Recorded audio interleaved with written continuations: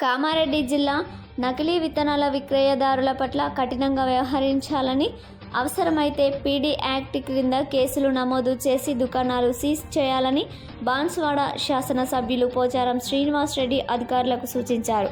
వరి నాట్లు ప్రారంభమైనందున రైతులు నకిలీ విత్తనాల వల్ల నష్టపోకుండా వ్యవసాయ అధికారులు అవగాహన కలిగించాలన్నారు.